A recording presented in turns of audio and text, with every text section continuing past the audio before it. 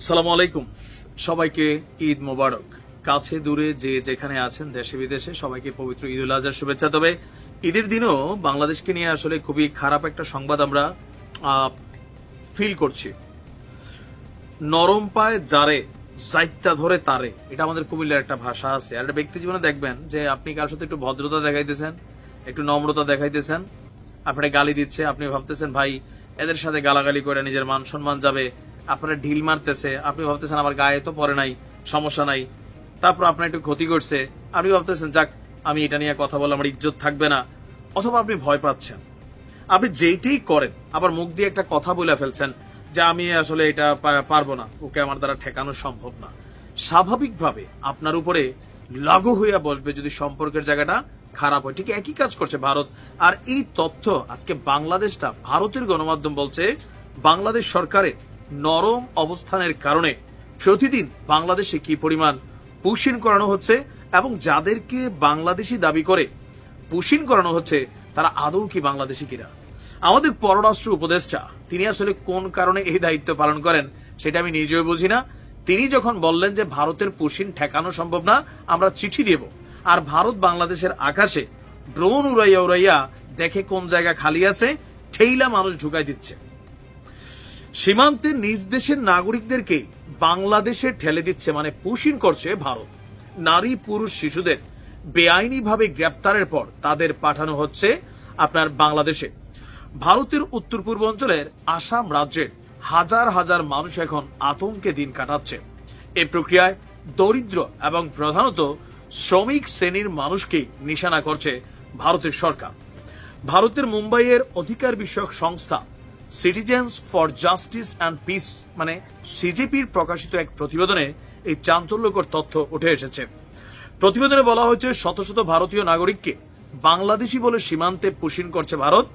সাংবাদিক, আইনজীবী, মানবাধিকার কর্মী, তিস্তা, সেতেলবাদের এই সংস্থা জানিয়েছে আসামের 33 জেলার সব জায়গাতেই নির্দিষ্টভাবে চিহ্নিত করে নারী পুরুষদের শিশুদের গ্রেপ্তার করা হচ্ছে, তারপর এদেরকে বাংলাদেশে পুশিন করা হচ্ছে। গত রোববার এসব ভারতীয়দের অনেককেই ফেরত তথ্য পুশব্যাক করতে চেয়েছে বাংলাদেশ। আসামের অন্তত 6 নারীর সাক্ষাৎকার নিয়েছে সংস্থাটি। সাক্ষাৎকার নেওয়া নারীরা তারা প্রত্যেকে বলছেন তাদের বাড়ি হচ্ছে আসামে। গত 23 মে থেকে রাজ্যের 33 জেলায় অভিযান শুরু করেছে পুলিশ। আর এই অভিযানে মামলা, নোটিশ বা কারণ ছাড়াই মানুষকে আটক করা হচ্ছে। এসব লোকদের ব্যাপারে পরিবার এবং আইনজীবীদের কোনো তথ্য দেওয়া হয়নি। আর অসমর্থিত সূত্রগুলো বলছে প্রায় 145 জনকে সীমান্তের ওপারে নোম্যান্স ল্যান্ডে ঠেলে দেওয়া হয়েছে। এসব লোক নিজেদের নাগরিকত্ব প্রমাণের জন্যই আদালতে এখন লড়াই করছে। এখন বাংলাদেশের যে অবস্থান আমরা দেখছি, ডক্টর মোহাম্মদ ইউনূসের কার্যত পররাষ্ট্র নীতিতে ভারতের সাথে মানে বিভিন্ন কথা বলে ভারতের গরম করাটা হয়ে গেছে।